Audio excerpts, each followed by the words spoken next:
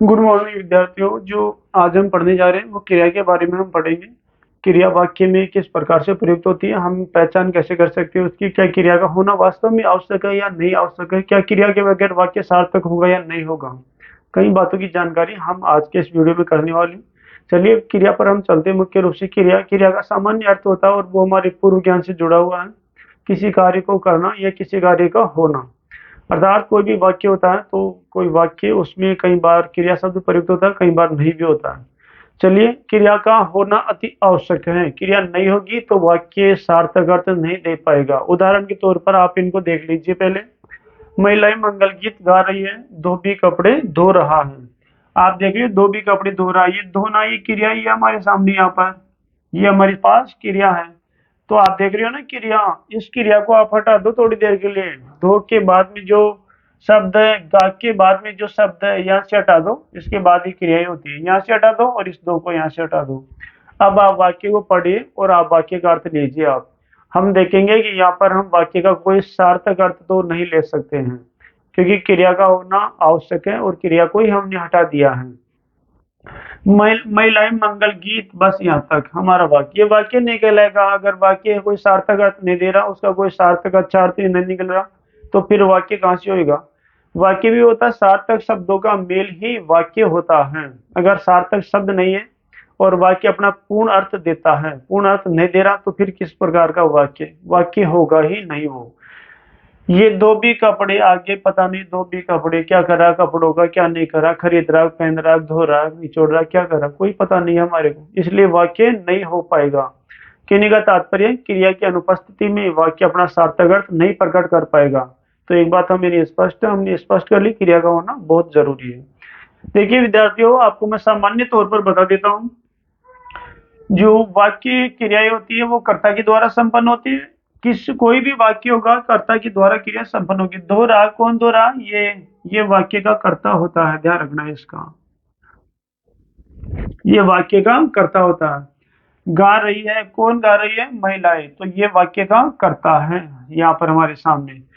ध्यान रखिए, जो क्रिया होती है वो कर्ता के द्वारा ही संपन्न होगी। तो जो वाक्य का जो कर्ता होता है, पर सामान्य तौर पर वो पहले ही आ जाया करता है। कोई कोई वाक्य में दो दो क्रियाएं भी हो सकती है।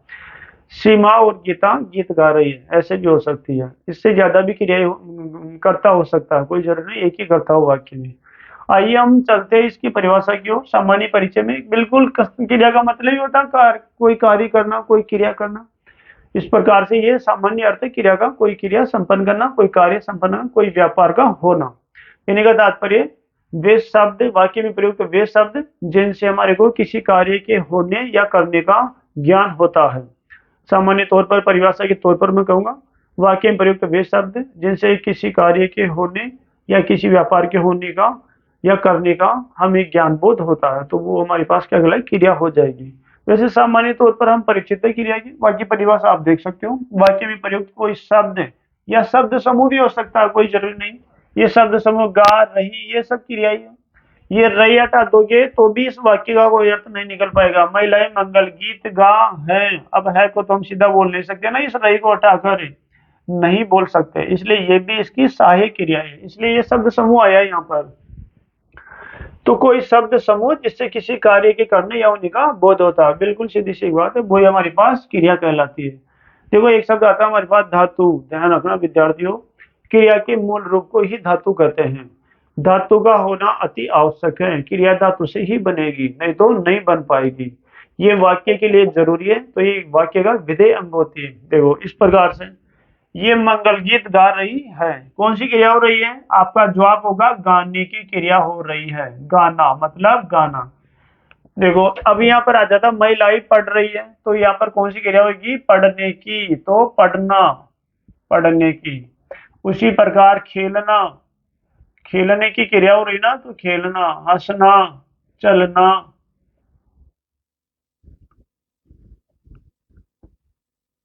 ये शब्द आपके सामने दिए गए। ये गाना है विद्यार्थियों, इसको थोड़ा मैं डार्क कर देता हूँ। और देखो ये मैंने चार शब्द लिखे विद्यार्थियों, इधर ध्यान दीजिए। आप चार शब्द लिखे हैं मैंने, चार शब्द क्रिया सूचक शब्द है। इनसे हमें कार्य करने का, व्यापार का ज्ञान हो रहा है। कार्य करना या व्यापार का ज्ञान होता है। ये चारों शब्द है, आप देख रहे हो इनको, मैंने इनको रेड मार्क कर दिया, लाल मार्क कर दिया ताकि आपको दिख सके। देखो ये हमारे को क्या कर रहा था, धातु। ये गाना है, गाना। देखो गाना शब्द किसी के योग से बना, ये भी, क्योंकि ये भी अपने आप में अभी स्वतंत्र नहीं है, इसमें योग बना। देखो कैसे, ये मूल शब्द क्या है इसमें, गा। इसमें मूल शब्द हमारे पास गा है। तो गाने में मूल शब्द जो है गा, मतलब अपन गाते हैं जो गा। ये पढ़ना, इसमें भी मूल शब्द जो क्या है वो पढ़ है। ये मूल शब्द पढ़ है हमारे सामने। कहने का मतलब मैं इसको अंडरलाइन कर सकता हूँ। खेलना, इसमें भी मूल शब्द खेल है, खेलना नहीं है।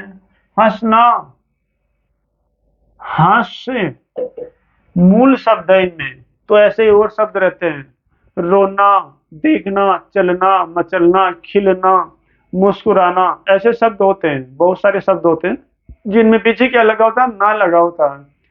क्रिया ना लगने पर ही बनती है। अगर ना को हटा दिया जाए तो फिर वो धातु कहलाएगा। ये जो हमारे पास शब्द हैं यहाँ हमने लिए, ये सब धातु शब्द है विद्यार्थियों, इनको धातु कहते हैं। ये क्रिया शब्द नहीं है। इनमें अगर हम ना जोड़ेंगे ना तो क्रिया शब्द बन जाएंगे। ये आप कोई सी भी क्रिया ले लीजिए, सबके अंत में ना ही जुड़ा होता। मुस्कुराना, चलना, देखना, मचलना, सोना, जाना, उठना, बैठना, या इसके अतिरिक्त फलना, फूलना, फैलना, उसी प्रकार से और बाकी ये शब्द आप देख सकते हो। ये शब्द ऐसे शब्द है जिनके अंत में ना लगा हुआ, क्योंकि ये तो क्रिया शब्द है, और अगर इस ना को हटा देंगे तो धातु बन जाएगा। तो ये हमारे पास जो है धातु शब्द है।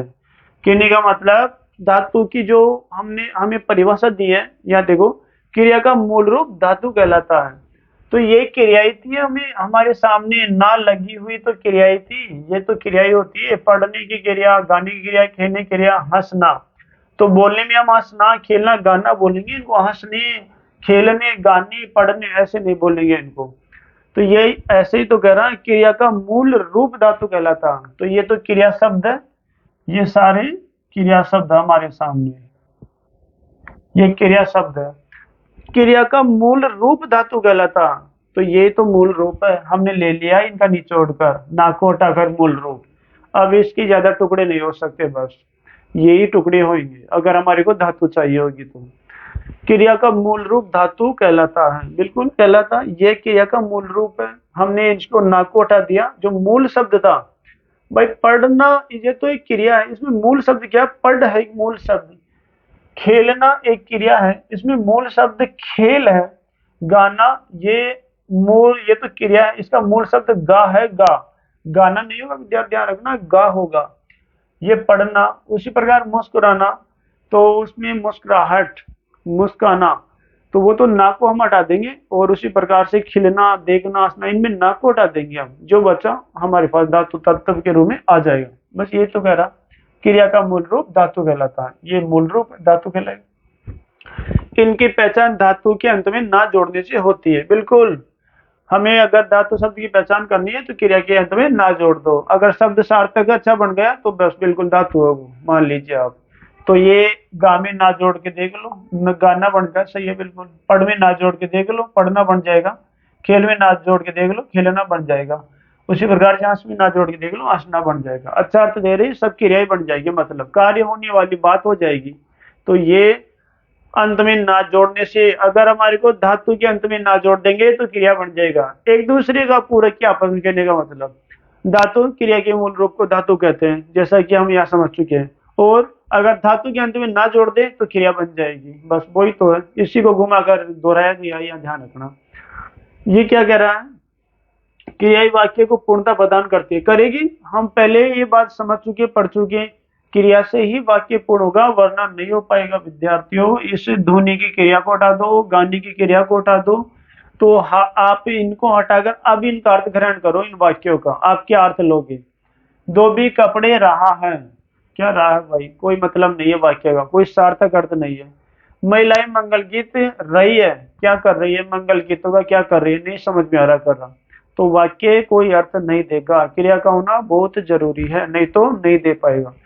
जब क्या क्रिया वाक्य को पूर्णता प्रदान करती है, इसे विधेय कहते हैं। विधेय तत्व, विधेय का मतलब है जो अंग्रेजी में बोले तो वही ऑथेंटिक वैध तत्व है। इसके लिए कंपलसरी जरूरी है, अनिवार्य है। इसका विधेय तत्व होती है, अनिवार्य तत्व होती है, इसके लिए आवश्यक है। तो क्रिया वाक्य के लिए आवश्यक होगी, उसको क्रिया को विधेय कहते हैं। विधेय विधेय तत्व है इसका। देखो आपको मैं एक बात और बता देता हूँ विद्यार्थियों, कई शब्द ऐसे होते हैं जिनके अंत में ना लगता ना, लेकिन वो क्रिया शब्द का अर्थ नहीं देते, वो कोई क्रिया नहीं करवाते।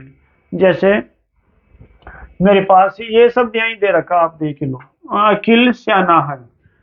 अखिल सियाना है, हम कहते हैं ना सियाना, ये ज्यादा सियाना है, वही सियाना है ये। अब इसके अंत में भी ना लगा, ना जुड़ा, लेकिन यहाँ पर ये क्रिया शब्द नहीं है। अब आप इसका कोई क्रिया सूचक अर्थ नहीं ले सकते, इसका कोई व्यापार बोध हमारे को नहीं हो रहा, कोई कार्य करने का ज्ञान हमारे को नहीं हो रहा, तो फिर ये जो सियाना शब्द है ये क्रिया सूचक शब्द कैसे हो सकता है। अभी मैंने आपको ये बात पढ़ाई थी कि अगर धातु के अंत में प्लस ना जोड़ दे तो फिर वो क्रिया बन जाएगा।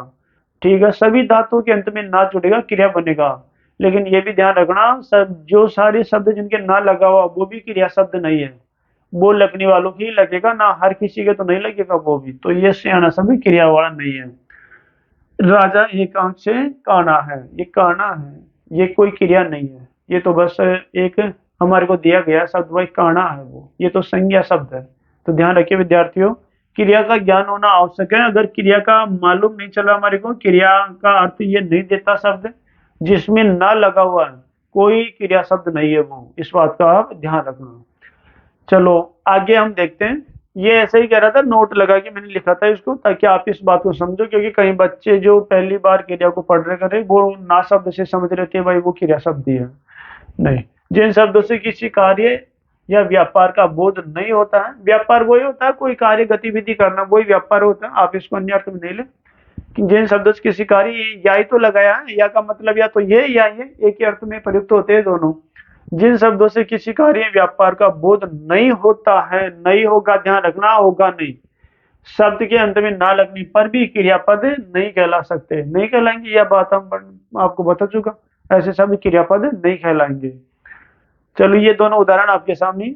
इसके बाद क्रिया के भेद देखो, क्रिया के जो भेद होते हैं, प्रकार होते हैं क्रिया के, वो मुख्य रूप से दो होते हैं, वैसे आप ध्यान रखिए। तो ये दो प्रकार है, एक तो क्रम के आधार पर लिया गया है, ध्यान रखना विद्यार्थियों, क्रम के आधार पर। क्रम के आधार पर दो प्रकार की क्रिया होती है, अकर्मक और सकर्मक। हम पढ़ सकते, पहले आप इस बार इन शब्दों से परिचित होंगे थोड़ा बहुत, तो अगर आप पहली बार परिचित हो रहे हो तो आप ध्यान दीजिए इन पर।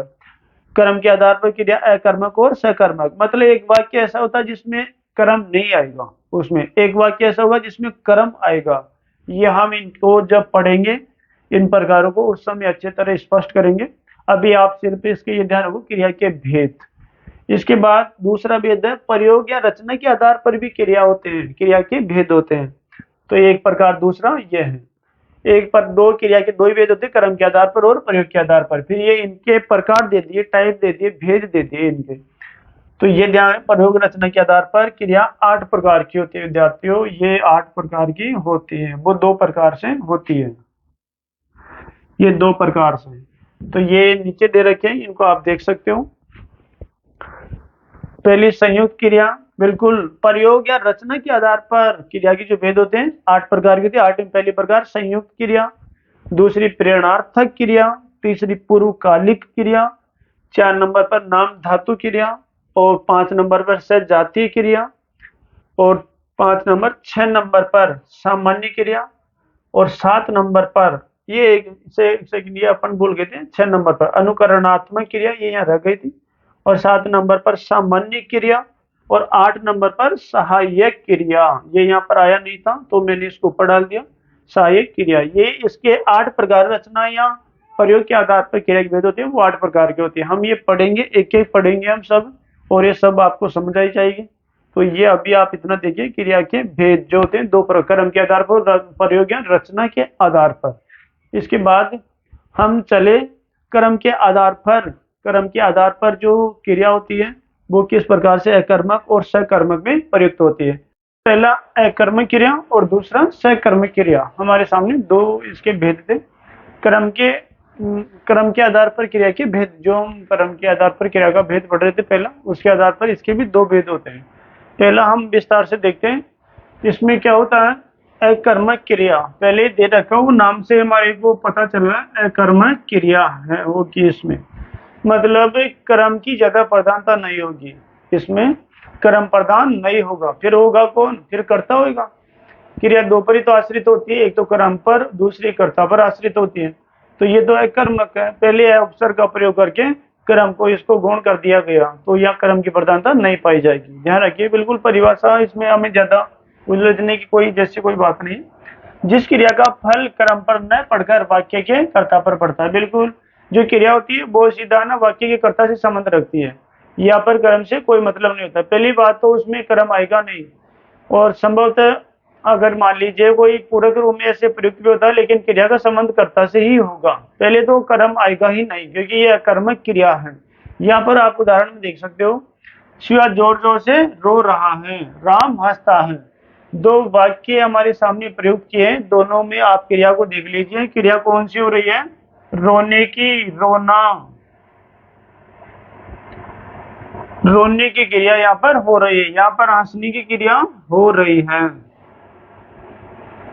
बताएगा ना आपको, धातु के अंत में ना जोड़ देने से क्रिया शब्दों का निर्माण हो जाता है, तो यहाँ पर हमने ना ही तो जोड़ा है, ना जोड़ देने पर अपने आप ही हमारे पास क्रिया शब्द बन गए। ये ना यहाँ जोड़ा, ये ना यहाँ जोड़ा, दोनों में जो मूल शब्द बच गए ना को हटाकर वो फिर धातु कहलाएंगे।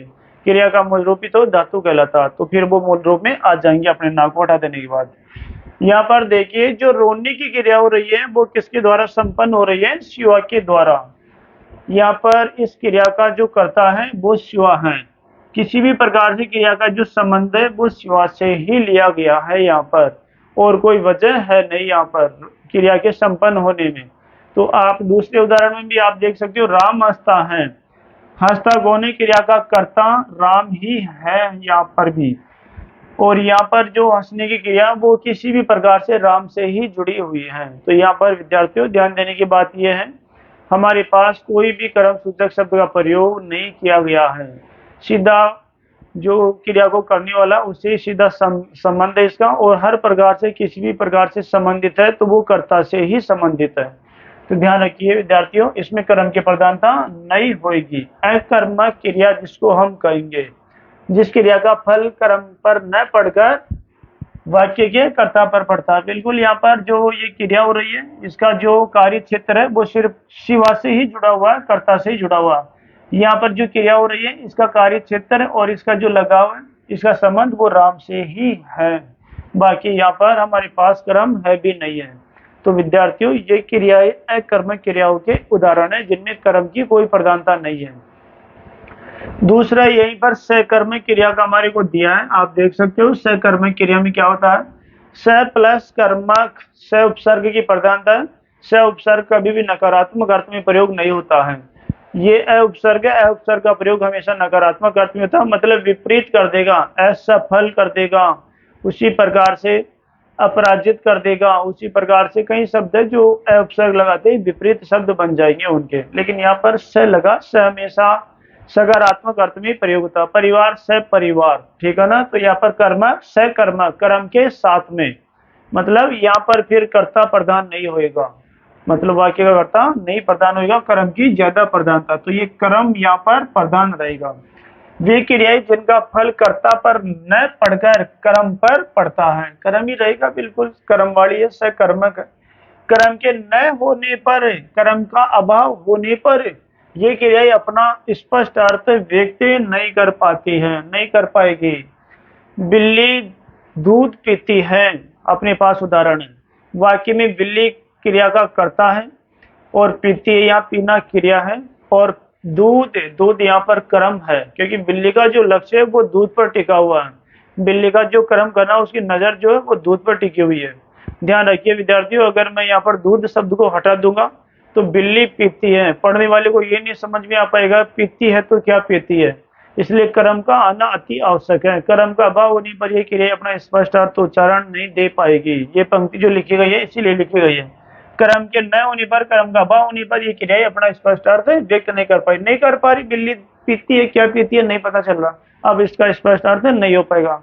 वही आप दूध लिख दो या अन्य अतिरिक्त कोई संज्ञा शब्द दे दो जो बिल्ली पी सकती है, तो वहां पर क्रिया सार्थक हो जाएगी हमारी, तो अपना अर्थ दे देगी क्रिया। मनीष पत्र लिखता है, देखिए मनीष पत्र लिखता है, यहाँ पर ये पत्र शब्द आया और ये मनीष है और ये लिखता है। क्रिया यहाँ पर लिखने की क्रिया हमारे को समझ में आ गई है, ये लिखने की क्रिया है। यहाँ पर ये गाने की क्रिया है, ये हमारी समझ में आ चुकी है गाने की क्रिया। ये मारने की क्रिया है, ये मारने की। तो लिखना, गाना, मारना ये शब्द बन जाएंगे। ना आएगा अपने आप ही आखिरी में, क्रिया के अंत में ना आएगा अपने आप ही, क्रिया सूचक शब्द के अंत में ना आता ही है, और ना को हटा देंगे तो यहाँ पर क्या रह जाएगा, लिख, गा और मार, ये शब्द क्या हो जाएंगे, ये धातु हो जाएंगे। फिर हम पहले वाली वीडियो में ये पढ़ चुके हैं। ठीक है, देखते हैं, चलते हैं हम। मनीष पत्र लिखता है, देखिए इस क्रिया को करने वाला मनीष है, लेकिन ध्यान रखनी है ये लिखने की क्रिया मनीष से नहीं जुड़ी हुई सीधे तौर पर। मनीष लिखता क्या है, वो पत्र लिखता है। मनीष का जो लक्ष्य है, इस क्रिया को, इस क्रिया का कार्य क्या है, पत्र लिखना। इस क्रिया का जो मुख्य निशाना है, इस क्रिया को करने के पीछे वो पत्र लेखन करना है, इस बात का आप ध्यान रखोगे। देखो मनीष इस कार्य का करता है, इस लिखने का करता है, यहाँ पर ये बात ठीक है, लेकिन ध्यान रखिए विद्यार्थियों, हम पढ़ रहे सकर्मक के। पत्र लिखने के पीछे, पत्र जो लिखने का काम होता है, पत्र को छोड़िए, जो लिखने का कार्य होता है वो होता क्या है, वो पत्र है। उसका व्यापार क्या है, लिखने की क्रिया का व्यापार वो पत्र है। यहाँ पर इस बात का आप ध्यान रखोगे। ये दूसरा उदाहरण, सीता गाना गाती है। ठीक है, गाना गाती है, गाने की क्रिया को संपन्न करने वाली सीता है यहाँ पर वाक्य का कर्ता। लेकिन ये जो गाने की क्रिया, इसका व्यापार क्षेत्र जो फैला हुआ है वो क्या, गाना, वो गीत, सॉन्ग, इससे जुड़ा हुआ है, ना कि सीता से जुड़ा हुआ है। थोड़ी देर के लिए आप ध्यान से इसको देखोगे। राम ने रावण को बाण से मारा, यह जो क्रिया संपन्न हो रही है, मारने की क्रिया संपन्न हो रही है। कोई जरूरी नहीं किसी वाक्य में एक कर्म आए, एक से ज्यादा कर्म भी आ सकते हैं, एक से ज्यादा कर्ता भी आ सकते हैं, ये निश्चित नहीं है एक एक ही आएंगे। इस वाक्य में आप देख सकते हो, राम ने राम को बाण से मारा, मारने की क्रिया संपन्न हो रही है, जिसको संपन्न करने वाला यहाँ पर राम है। इस वाक्य का जो कर्ता है वो राम है। लेकिन ध्यान रखना, ये जो मारने की क्रिया जुड़ी हुई है विद्यार्थियों, ये राम से नहीं जुड़ी हुई है। इस मारने का जो व्यापार क्षेत्र फैला हुआ है वो रावण की तरफ से है, मतलब इसका जो लक्ष्य है मारने का वो किस पर है, रावण को। ध्यान रखना, बाण, ये बाण शब्द, इस कार्य को करने में जो चीज प्रयोग की गई है, इसका जो व्यापार क्षेत्र फैला हुआ है, इसके जो साधन के रूप में प्रयोग किए गए वो बाण है। तो ये भी ध्यान रखना, कर्म है। इस वाक्य में दो दो कर्म प्रयोग किए गए हैं। ध्यान रखिए, मारने की क्रिया संपन्न हुई है, इसका जो व्यापार क्षेत्र है वो रावण और बाण से जुड़ा हुआ है। इन दोनों से इसका संबंध है, इससे संबंध है, ना कि ये राम से। राम इस कार्य को करने वाला है, लेकिन ये जो क्रिया संपन्न हो रही है, इसका जो व्यापार है रावण और बाण, इसके, इनके माध्यम से हुआ। अगर ये दोनों नहीं रहेंगे तो ये कार्य नहीं हो पाएगा। तो फिर राम क्या करेगा, किसको मारेगा, किससे मारेगा। ध्यान रखिए विद्यार्थियों, ये ऐसे शब्द आते हैं जो हम इनका पता बिल्कुल कुछ शब्दों का प्रयोग कर भी हम लगा सकते हैं। इनका पता क्रिया के तुरंत पहले क्या, किसे, किसको लगाकर प्रश्न बनाएंगे। ध्यान रखिए, ये तो है ही, इनके व्यापार क्षेत्र फैला हुआ, कर्म से जुड़ा हुआ, ये तो ठीक है हम समझे, लेकिन इनकी तुरंत पहचान का नियम भी है। तो हम क्रिया के पहले क्या, किससे और किसको शब्द लगाकर देखेंगे। चलिए आइए हम चलते हैं। मनीष पत्र लिखता है, इसी उदाहरण में हम प्रयोग कर लेते हैं इसको। तो हमें क्या लगाना है, क्रिया के तुरंत पहले क्रिया क्या हो रही थी, इसमें लिखने की क्रिया हो रही थी, यहाँ पर लिखने की क्रिया। तो हम क्या, किसे, किसको, कोई सा भी एक लगा लो, कोई सा भी एक मिल जाए तो भी सकर्मक होगी, कोई दो मिल जाए तो एक से ज्यादा कर्म हो जाएंगे, और तीनों मिल जाए तो और तीन, दो से भी ज्यादा कर्म हो जाएंगे। तो हम लगाते हैं क्या, पहला क्या लिखता है भाई, लिखता क्या लिखता है, हमारे पास उत्तर आ जाएगा पत्र। अगर ये शब्द प्रयोग करने पर क्या, किसे, किसको, ये शब्द प्रयोग करने पर अगर हमारे को कोई सार्थक जवाब मिल जाता है तो समझ लीजिए सकर्मक क्रिया है। सार्थक जवाब ही मिलना चाहिए विद्यार्थियों, वो जवाब नहीं मिलना चाहिए जो हम हमारे हिसाब से गढ़ते हैं या हम हमारे हिसाब से चलते हैं, वो नहीं। हिंदी व्याकरण नियमों के अनुसार जैसा प्रश्न पूछता है, जैसा उसका उत्तर मिलता है, वैसा ही मिलना चाहिए। मैं आपको बता दूंगा अभी उदाहरण तौर पर कि इस प्रकार के जवाब हमारे को नहीं लेने हैं। यहाँ पर तो हमारे को सटीक जवाब मिला, पत्र क्या लिखता है, पत्र लिखता है, तो ये हमारे पास हमारा सटीक जवाब है, स्पष्ट जवाब है। सकर्मक क्रिया निश्चित रूप से होगी। उत्तर में हमारे को जो शब्द मिलेगा वो ही उसका कर्म होगा, वो कर्म प्रधान शब्द होगा। तो मनीष पत्र लिखता, क्या लिखता, पत्र, तो ये शब्द ही हमारे पास कर्म के तौर पर प्रयुक्त हुआ है। ये कर्म है इस वाक्य, इस क्रिया का, वाक्य का नहीं होगा, क्रिया का कर्म है ये। सीता गाना गाती है, लगाइए क्या गाती है, तो हमारे पास उत्तर आ जाएगा गाना गाती है। चलो ठीक है, इसके बाद किसे लगा के देख ले, किसे गाती है। अब यहाँ पर आप ऐसा नहीं लिख सकते सीता गाती है, क्योंकि ये व्याकरण के नियमों के अनुसार शुद्ध जवाब नहीं है, स्पष्ट जवाब नहीं है, तो ये क्या यहाँ पर नहीं लग पाएगा ये प्रश्न। क्या गाती है, ये ठीक है, गाना गाती है। किसे गाती है, अब ये नहीं बैठेगा, ये प्रश्न यहाँ पर नहीं बन पाएगा। किसको गाती है, ये प्रश्न भी यहाँ पर नहीं बन पाएगा, क्योंकि व्याकरण के नियमों के अनुसार इसका स्पष्ट जवाब नहीं है। तो इस प्रकार से हमारे को जवाब इनके नहीं लेने हैं। हमारे को जो जवाब व्याकरण के नियमों के अनुसार शुद्ध जवाब मिले वो ही हमारे को लेना, जो हमारे को क्या के अनुसार मिल गया। इसका देखो, इन दोनों के, राम ने रावण को बाण से मारा, देखो यहाँ पर हमारे पास क्या शब्द आया, किसी आया, किसको आया, किसको लगाते हैं, क्रिया मारने की हो रही है, किसको मारा, तो हमारे पास ये रावण, ये हमारे पास जवाब आ जाएगा, रावण को मारा। ठीक है, ये का किसे, किसे मारा, रावण को मारा। ध्यान रखिए विद्यार्थियों, एक शब्द मैं लिखना यहाँ पर भूल गया था, आप एक शब्द और जोड़ लोगे, किससे।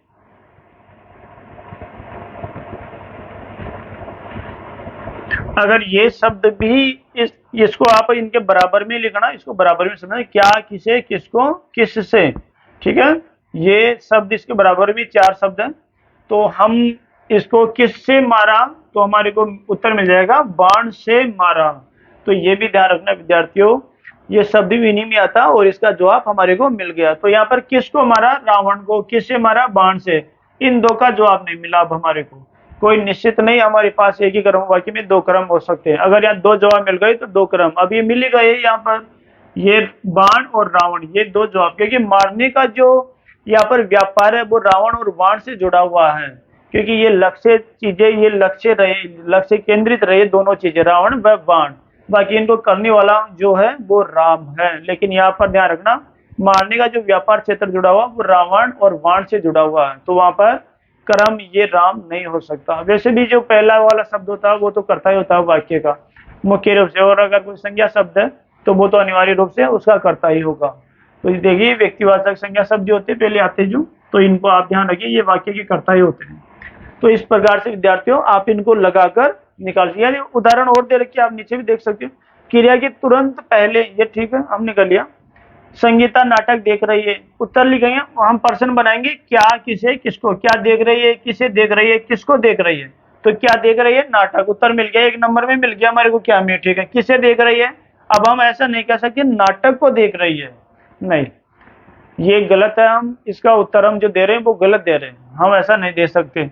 किसको, किसको देख रही है, अब हम ऐसे नाटक को देख रही है, नहीं, हम ऐसा नहीं कर सकते। तो पहला जवाब इसका सटीक है, बिल्कुल क्रम है इसके अंदर नाटक, जो उत्तर आएगा वही क्रम हो जाएगा, हमें सोचने समझने की ज्यादा जरूरत नहीं है, उत्तर प्राप्त है वही क्रम है उसका। क्या, किसे, दूसरा, पक्षी आकाश में उड़ते हैं, क्या उड़ते हैं, अब हम ऐसे थोड़ी कहते हैं पक्षी उड़े, क्या उड़ते हैं, पक्षियों के लिए हम क्या प्रयोग नहीं कर सकते। किसे, किसे उड़ते हैं, ये भी नहीं कर सकते, इसका कोई जवाब नहीं बन पाएगा। किसको उड़ते हैं, नहीं जवाब बन पाएगा, तो यहाँ पर हमारे पास क्रम है ही नहीं है। पक्षी आकाश में उड़ते हैं, बस आकाश में उड़ते हैं, इस क्रिया को करने वाले पक्षी हैं, उड़ने का कार्य पक्षी के द्वारा किया जा रहा है। तो ध्यान रखना यहाँ पर अकर्मक क्रिया सकर्मक क्रिया नहीं है। आप इस आकाश को देखकर ऐसे मत सोचो अच्छा ये भी यहाँ पर सकर्मक क्रिया होगी, नहीं, कोई सकर्मक क्रिया। पक्षियों का जो मुख्य संबंध है वो ये उड़ने की क्रिया का जो मुख्य संबंध है वो पक्षियों से ही है। बस वो उड़ रहे, आकाश में उड़ रहे करे, बाकी कोई लक्ष्य वाली कोई चीज नहीं है कि पक्षियों का ध्यान उस ओर है। अब यहाँ पर आ जाए पक्षी दाना चुग रहे हैं तो ठीक है, पक्षी दाना चुग, क्योंकि पक्षियों का जो व्यापार है, पक्षियों का जो लक्ष्य है, उनकी नजर है वो दाने पर है, ना कि वो किसी और चीज की ओर है, उनके आकाश की ओर है। तो ध्यान रखना विद्यार्थियों, पक्षी दाना चुगते हैं, क्या चुगते हैं? दाना चुगते हैं, ठीक है। यहाँ पर कर्म आ जाएगा, ये तो अकर्मक क्रिया हो जाएगी, आकाश में उड़ते हैं। तो ये चाहिए, इनके उत्तर लिख रखा सकर्मक क्रिया। पहले वाले में सकर्मक क्रिया बिल्कुल नाटक सकर्मक क्रिया है, अकर्मक इसमें कोई कर्म नहीं है, क्योंकि इसका जो संबंध है वो सिर्फ कर्ता और कर्ता से है। तो ये हम यहाँ पर प्रश्न लिख रहा हूँ, ऐसे प्रश्न बनाकर हम लगा सकते हैं। कोई भी एक पर्सन सार्थक मैच खा जाए, किसी की भी लग जाए, मान लीजिए कर्म है, अगर कोई भी नहीं लगे तो कर्म नहीं है, फिर वो अकर्मक क्रिया है। कई बार दो भी लग जाते हैं, 2% भी मैच खा जाते हैं, वहां पर अभी इसमें आया ही था, इसमें मैच का यही था, ध्यान रखना। अब यहाँ पर रवीना चाकू से फल काटती है, तो हमारे पास चाकू से फल काटती है, क्या काटती है? फल। किससे? चाकू से। फिर 2 कर्म हो गए अपने आप ही। तो ऐसे उदाहरणों में अपने आप ही 2 कर्म हो जाया करते हैं। तो ये इस प्रकार से विद्यार्थियों हमारे पास जो 2 प्रकार थे क्रिया के, कर्म के आधार पर होती है क्रिया, कर्म के आधार पर क्रिया के 2 भेद होते हैं, अकर्मक और सकर्मक। तो अकर्मक क्रियाओं की जो प्रकार है हमारे सामने दिए गए हैं। अकर्मक क्रियाओं के प्रकार, हम इनके नाम 3 प्रकार की अकर्मक क्रिया के भेद या प्रकार भी कर सकते हैं। ये भेद, ये प्रकार, एक ही बात है विद्यार्थियों। तो अकर्मक क्रिया जिस प्रकार से सकर्मक क्रियाएं हमने पढ़ी थी, सकर्मक जो क्रियाएं होती है वो 3 प्रकार से प्रयुक्त होती थी।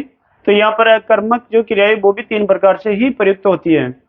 अकर्मक जिनमें कर्म की प्रधानता नहीं होती है, लेकिन फिर भी अपना अर्थ देने में पूर्ण स्पष्ट रूप से अपना अर्थ देती है। देखो स्थिरतक का मतलब है एक जगह स्थिर होना, गतिशील नहीं होना, या अवस्था दशा स्थिति का बोध कराती है, इसलिए इनको ये अवस्था बोधक या स्थिरतक कर्म क्रियाएं कहते हैं। पूर्ण का मतलब ब्रैकेट में लिखा भाई, ये अपना अर्थ देने में पूर्ण होती है। इसके बाद गत्यर्थक अकर्मक होती है, गतिशील जिनमें गतिशीलता पाई जाती है, वो क्रिया होती है, उनमें कर्म की प्रधानता नहीं होती है, अकर्मक है ही है।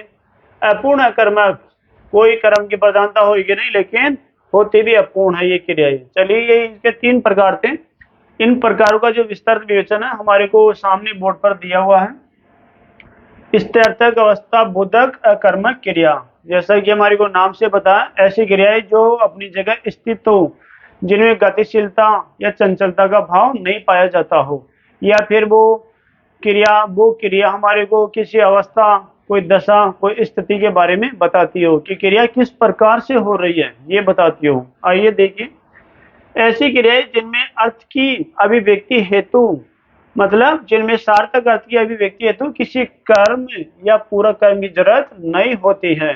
बिल्कुल अकर्मक हम पढ़ रहे हैं तो कर्म की जरूरत होगी नहीं, अगर कर्म की जरूरत हो गई तो फिर तो वो सकर्मक में चली जाएगी, अकर्मक में आएगी नहीं। फिर तो अर्थ की अभिव्यक्ति हेतु किसी कर्म या पूरक कर्म की जरूरत नहीं होती है। कोई कर्म सीधे तौर पर कोई कर्म या फिर कोई पूरक, मतलब अप्रत्यक्ष रूप से किसी कर्म की जरूरत नहीं होती।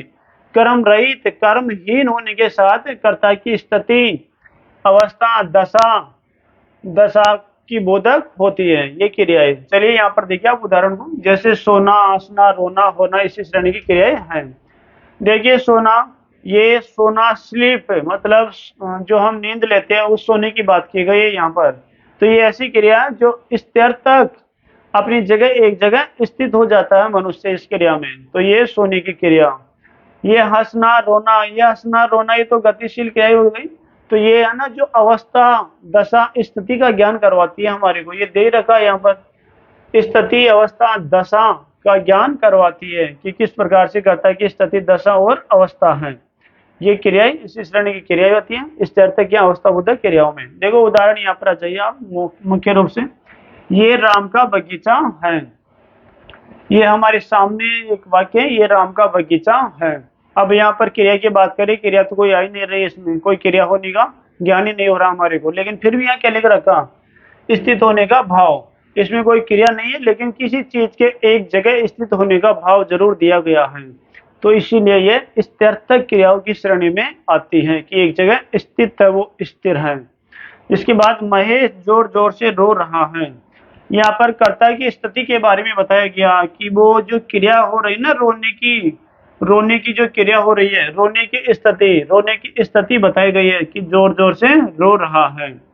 लोग हंस रहे हैं, हंसने की स्थिति, लोग हंस रहे हैं, यहाँ पर हंसने के बारे में बताया गया है। बालक कमरे में सो रहा है, सोने की अवस्था, इस प्रकार से बालक कमरे में सो रहा है। तो विद्यार्थियों, यहाँ पर किसी क्रम की कोई प्रधानता नहीं है। क्रम के लिए आपको बताया गया था पहले क्या, किसे या किसको, ये शब्द आप जोड़कर क्रम का पता लगा सकते हो। क्रिया में तो आप जोड़ लो चाहे से, यहाँ पर इसमें तो कोई क्रिया है नहीं। मैं जोर जोर से रो रहा है, क्या रो रहा है, कोई जवाब नहीं मिलेगा मेरे को। किससे रो रहा है या किसको रो रहा है, तो यहाँ पर कोई जवाब हमारे को स्पष्ट रूप से नहीं मिल पाएगा। आप किसी भी उदाहरण में लगा के देख सकते हो। क्या सो रहा है, किसे सो रहा है या किसको सो रहा है, तो हमारे पास कोई जवाब यहाँ पर नहीं है, इसलिए ये अकर्मक क्रियाएं इनका उदाहरण है। इसी प्रकार दूसरा है इसका गत्यर्थक अकर्मक क्रियाएं। जो क्रियाएं गतिशील होती है, गत्यर्थक का मतलब है जो गति के अर्थ में प्रयुक्त होती है, मतलब एक्टिविटी, क्रियाविधि, चंचलता, गतिशीलता। अकर्मक क्रियाएं जो अपना अर्थ देने में पूर्ण होती है, कर्म नहीं होता फिर भी अपना अर्थ देने में पूर्ण होती है। इन क्रियाओं में कर्ता गतिशील रहता है, रहेगा, बिल्कुल नाम से ही पता चला हमारे को, गत्यर्थक कर्ता गतिशील रहता है। इन क्रियाओं को भी, या ये मिट गया थोड़ा सी, इन क्रियाओं को भी अपनी अर्थ अभिव्यक्ति हेतु, मतलब अपने अर्थ को स्पष्ट करने हेतु कर्म या पूरक कर्म की जरूरत नहीं पड़ती है, नहीं पड़ेगी, क्योंकि ये तो है कर्म क्रिया हम पढ़ रहे हैं, तो इनमें कर्म की जरूरत नहीं पड़ेगी। जैसे दौड़ना, घूमना, निकलना, तैरना, आना जाना, मंडराना, ये सारी गतिशील क्रियाएं हैं। जो भी दी गई है आपको लाल पेन से लिखा हुआ दिख रहा, ये गतिशील क्रियाओं में ही आता है, इनके अंतर्गत आता है। लड़कियां मैदान में दौड़ रही है, बिल्कुल विद्यार्थियों हम देख सकते हैं यहाँ पर कोई कर्म की प्रधानता नहीं है, अर्थात यहाँ पर कोई कर्म नहीं है। यहाँ बच्चे तालाब में तैर रहे हैं, किसी कर्म की कोई प्रधानता नहीं है। जो क्रिया हो रही है वो गतिशीलता की ओर संकेत कर रही है, बता रही है कि वाक्य में गति हो रही है। तितलियां फूलों पर मंडरा रही हैं, इसमें मंडराने की क्रिया हो रही है। मछलियां जल में तैर रही है, इसमें तैरने की क्रियाविधि हो रही है। इसी प्रकार ये जो हम उदाहरण देख रहे हैं, ये सारे उदाहरण जो गतिविधि से संबंधित है, ये स्थिर के अर्थ में प्रयोग नहीं किए गए हैं, इनमें गतिशीलता का भाव पाया गया है। इसीलिए ये अकर्मक क्रियाएं हैं, क्योंकि कोई कर्म की आवश्यकता नहीं है। इन क्रियाओं में, इन जो भी क्रिया हो रही है, इनका सीधा संबंध कर्ता से जुड़ जाता है। इनका जो भी व्यापार फल प्रभाव पड़ता है वो कर्ता से ही जुड़ा होता है और उसी पर पड़ता है, इसलिए ये अकर्मक है, कर्म इनमें कोई दिया हुआ है नहीं। तो ये नाम से हमारे को स्पष्ट हो जाती है, गत्यर्था गति करती है, गतिशीलता का भाव पाया जाता है जिन क्रियाओं में, और वो कर्म नहीं आता वहां पर, क्योंकि उन क्रियाओं का संबंध सीधा कर्ता से जुड़ा होता है। देखो ये है, लड़कियां मैदान में दौड़ रही है, ये दौड़ रही है, इसका सीधा संबंध लड़कियों से है, ना कि, क्योंकि इस दौड़ इस क्रिया को करने वाली, संपन्न करने वाली सिर्फ लड़कियां हैं, ध्यान रखना। ये मैदान तो उनका कार्य क्षेत्र है विद्यार्थियों, तो ये दौड़ जो रही है इनका सीधा संबंध लड़कियों से है, क्योंकि इस क्रिया को संपन्न करने वाली जो चीजें हैं वो लड़कियां हैं, तो यहाँ पर कर्ता सिर्फ लड़कियां हैं। तैर रहे हैं, ये तैरने का कार्य सिर्फ बच्चे कर रहे हैं, इसका सीधा संबंध तैरने का बच्चे से जुड़ता है यहाँ पर, ना कि तालाब से जुड़ता है। तो ये तालाब यहाँ पर कर्म नहीं होगा, ये सीधा संबंध इससे जुड़ा गया बच्चों से, तो बच्चा कर्ता यही यहाँ पर मुख्य है। तितलियां फूलों पर मंडरा रही है, तो यहाँ पर मंडराना तितलियों के द्वारा क्रिया संपन्न हो रही है, तो ये सीधा संबंध इसी से जुड़ता है तितलियों से। ये तैर रही है, ये मछलियों से सीधा संबंध जुड़ जाता है यहाँ पर। वैसे भी हम क्या, किसे या किससे इनको लगाकर उत्तर प्राप्त कर सकते हैं, अगर मिलता तो कर्म होगा, नहीं मिलता तो नहीं हो पाएगा। यहाँ पर किसी में आपको कोई कर्म नहीं मिलेगा इस प्रकार से। तो विद्यार्थियों ये इसके दो प्रकार थे। अगर हम बात करें इसके अगले प्रकार की, अपूर्ण अकर्मक क्रियाएं।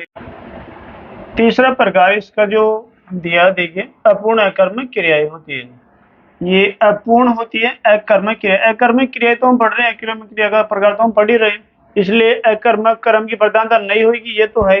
लेकिन वो अपूर्ण किस वजह से होती है, यहाँ पर बात ये विद्यार्थियों, कर्मक क्रम के बिना वो अपूर्ण है, जबकि क्रम के बिना कई वाक्य पूर्ण होते हैं, लेकिन यहाँ पर फिर भी वो अपूर्ण है। तो वजह क्या है? तीसरा प्रकार यही है। यहाँ पर ऐसी क्रियाओं में क्या होता, क्रिया से पूर्व कोई ऐसे पूरक शब्द का आना अपेक्षित है, यानी आना जरूरी है, ऐसा आना अपेक्षा रखता है जिसका संबंध कर्ता से जुड़ा हो, क्योंकि इनके बगैर क्या होगा, इस वाक्य का अर्थ नहीं हो पाएगा, स्पष्ट नहीं हो पाएगा।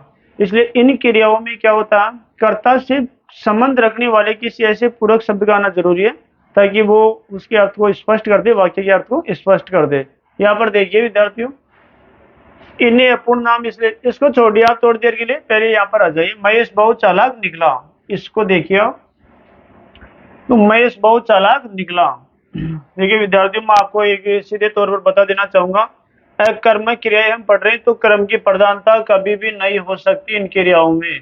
अगर क्रम की प्रधानता हो गई तो फिर हमारे सामने अकर्मक क्रियाओं का क्या मतलब है, पढ़ लेने का कोई मतलब नहीं रह पाएगा, फिर अकर्मक और सकर्मक में कोई भिन्नता नहीं रह पाएगी। इसलिए कर्म कभी भी नहीं आएगा अकर्मक क्रिया अगर हम पढ़ रहे हैं तो। सकर्मक क्रिया अगर हम पढ़ रहे हैं तो ध्यान रखिए कर्म का आना अनिवार्य है, चाहे वो किसी भी रूप में आए, चाहे एक क्रम आए, चाहे दो क्रम आए, चाहे इसके अतिरिक्त अन्य किसी भी रूप में आए।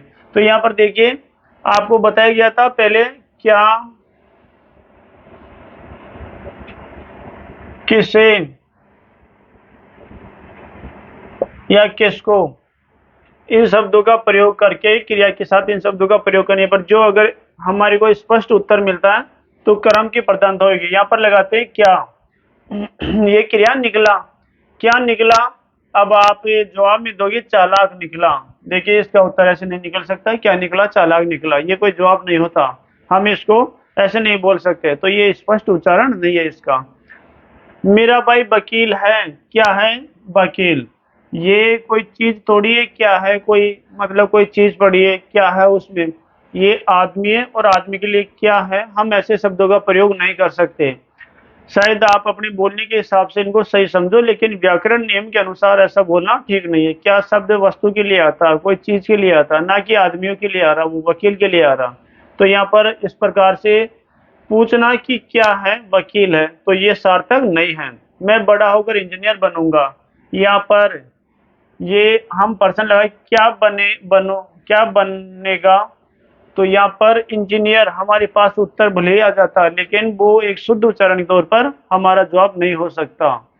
तो देखिए, क्या बनना चाहते हो, ये शब्द कुछ होते हैं, तो यहाँ पर ये जो हमारे पास इनके उत्तर आ रहे, ये क्रम, यहाँ पर आप इनको क्रम के तौर पर नहीं लेना है, क्योंकि ये स्पष्ट तौर पर क्रम नहीं है। यहाँ पर ध्यान रखना विद्यार्थियों, कुछ देर के लिए हम इनको सोच सकते हैं, मान सकते हैं, लेकिन ये स्पष्ट पूर्ण रूप से क्रम नहीं है। क्रम तो वो होगा जो स्पष्ट हमारा जवाब उसमें हमारे को उत्तर के तौर पर मिल जाए क्रिया के साथ प्रयोग कर लेने पर। कमरे में बिल्ली है, अब हम क्रिया के साथ, या फिर हम राम ने रावण को बाण से मारा, तो किसे मारा, रावण को मारा, तो हमारे पास ध्यान रखना विद्यार्थियों उत्तर मिल जाएगा रावण को मारा, सार्थक उत्तर है, बिल्कुल क्रम की प्रधानता है। तो आप यहाँ पर आप तो कुछ भी सोचिए, चालाक क्या निकला, अब ऐसे थोड़ी कहेंगे चालाक निकला, नहीं, इसका कोई उत्तर नहीं होता। हाँ, कुछ समय के लिए हम इसको क्रम मान सकते हैं, थोड़ी बहुत देर पूरा क्रम, क्योंकि ये जो शब्द है इसका जुड़ाव इससे है। देखो ये जो मैं शब्द है, मैं शब्द, इसका जुड़ाव इंजीनियर से है, पूरा इसका जो जुड़ाव है वो इसी से जुड़ा हुआ है, इसका संबंध, इसका व्यापार, इसका जो भी प्रतिफल है, जो भी प्रभाव है, वो इसी से जुड़ा हुआ है। तो ये इस कर्ता, ये मैं है जो वाक्य का कर्ता सूचक शब्द है, इस कर्ता से ही ये जो वाक्य है, ये जो पूरक शब्द है, ये जुड़ा हुआ है। अगर हम इनको हटा देंगे तो वाक्य अपने आप में सार्थक नहीं रह पाएगा और अपना अर्थ नहीं दे पाएगा। मैं बड़ा होकर बनूंगा, अब हमारे मन में ये बात आ जाएगी, पता नहीं क्या बनना चाहेगा, क्या बनेगा, इसलिए ये वाक्य हमारी जिज्ञासा को शांत नहीं करेगा। तो सीधा सी मतलब है इन शब्दों का आना जरूरी है। तो हमें थोड़े थोड़े ये कर्म के रूप में लगते हैं, ये कर्म लगते हैं, लेकिन ये वास्तविक तौर पर कर्म नहीं है। मेरा भाई वकील है, क्या है? वकील। ऐसा हम बोल नहीं सकते, क्योंकि क्या है, ये तो चीजों के लिए, इनके लिए अपन बोलते हैं। महेश बहुत चालाक निकला। क्या निकला? तो हम कहते हैं ना क्या निकला उसमें, तो हम ऐसे थोड़ी बोल सकते हैं कि चालाक निकला या कोई भोला निकला। ऐसे शब्दों का प्रयोग हम कर नहीं सकते। लेकिन थोड़ी देर के लिए हाँ ये शब्द हमारे को भ्रमित भी करते हैं, इसलिए आप इनको कर्म मान लीजिए, लेकिन पूरक कर्म, प्रत्यक्ष रूप से नहीं, स्पष्ट कर्म नहीं ये शब्द हो सकते। तो महेश बहुत चालाक निकला, इस महेश जो शब्द है, ये चालाक जो शब्द है, इसका संबंध इससे जुड़ा हुआ है। अगर इस चालाक को आप हटा दोगे तो महेश बहुत निकला, हमारा जो वाक्य है वो अर्थ हमारे को नहीं दे पाएगा। इसलिए ऐसे शब्दों का प्रयोग करना हमारे को जरूरी होता है जो कर्ता से संबंध रखते हो। ध्यान रखिए विद्यार्थियों, कर्ता से संबंध नहीं रखेंगे तो ऐसे शब्द हम प्रयोग नहीं कर सकते। यहाँ इनमें आप कोई भी देख लीजिए, मैं बड़ा होकर इंजीनियर बनूंगा। आप इस इंजीनियर शब्द को हटाकर कोई दूसरा डाल के देख लीजिए, यहाँ पर डॉक्टर डाल लीजिए, लेकिन ध्यान रखना ये संबंध कर्ता से ही जुड़ना चाहिए। इनका संबंध कर्ता से ही जुड़ा हुआ है, इनका संबंध। ये ऐसे शब्द नहीं है जिनको हम हटा दें और हमारा वाक्य भी अर्थ दे देगा। आप हटाकर देख लो, आपका वाक्य अर्थ नहीं दे पाएगा। इसलिए इन शब्दों का जो सीधा संबंध है वो कर्ता से जुड़ता है। चलिए अब आते हैं हम इनके इसके नियमों की ओर, इसके अर्थ की ओर। ये क्या कहता है? ऐसी क्रियाओं में, बिल्कुल ये ऐसी क्रियाएं हैं, यही तो वो क्रियाएं हैं।